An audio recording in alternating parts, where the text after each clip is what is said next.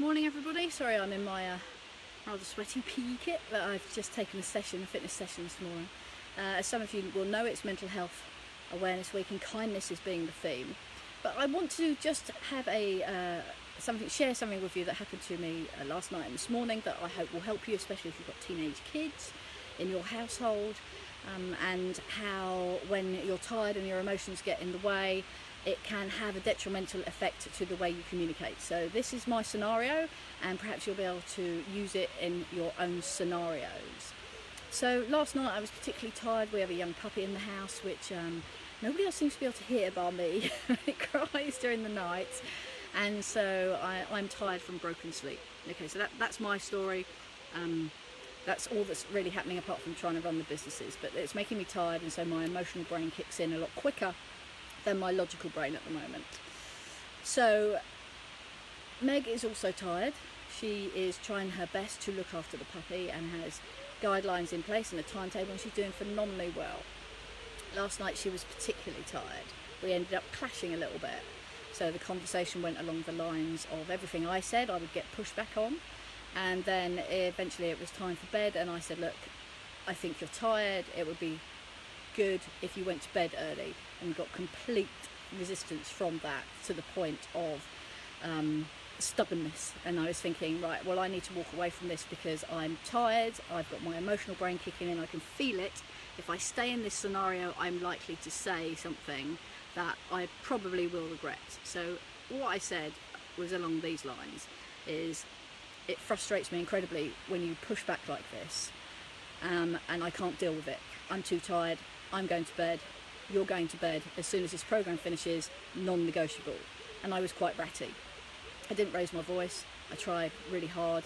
Any parents watching, you'll know that it's difficult sometimes not to raise your voice and let your emotional brain kick in. So that was the scenario last night. So I went to bed, I reflected on it as I lay there, and I thought, you know what, that wasn't the best way that I could have handled that. We've gone to bed, not on a row. I hate doing that anyway. Not a big row, you know, but enough. Morning, Karen. And so I reflected on it, and I thought, well, I want to change that this morning. So how can I change that so it comes across in a better way? So I thought, well, what happens to me when, so I'm a lady of a certain age, which means I go through the menopause, and I had a really tough time at one point going through the menopause, and I was completely irrational, but couldn't see it. And so now we have a phrase in our house, which when I go into that menopausal mode and I can't see it, my other half or Meg will just say, well, Nick, Mary seems to be in the house, which is a bit of a code word for you're behaving rather oddly, and you're definitely getting your emotions, letting them kick in. So I used that this morning, and I said, Meg, I'm sorry last night that I got frustrated and annoyed at you. It's just, perhaps you remember when I had those tough times when I was first having the menopause and I couldn't see what was going on for me because I was in it, and sometimes it takes another person to be out of it who can see externally what's happening, just to tell you that you're behaving in a different way. And that's what was happening last night. I could see that you were tired, and I was doing what I thought was the right thing to do to help you to stop being tired. Completely different response.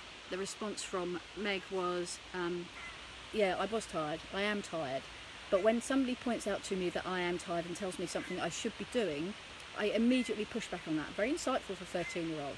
But it's about that self-awareness. So she's recognising that she's pushing back on what I'm saying, and I'm recognising I'm pushing back. So by having that logical, calmer conversation, we can now see each other's point of view. And going forward, hopefully it will be different. So just by reflecting and changing the way that I've said that, that relationship is much better than it was. So I really hope that helps. If anybody has any questions, I can see there's lots of parents watching here. If anybody has any questions, shout me, let me know. I will do some more videos, especially this week, around mental health awareness. I really appreciate the fact that a lot of you are homeschooling, that you're getting resistant, that kids are tired, that you're tired, that it's a bit like Groundhog Day and the pressure is mounting. So please shout me if I can do anything to help you. Otherwise I'll post another video tomorrow around some more techniques that will help you in those relationships. Okay, have a great Tuesday. Speak to you soon.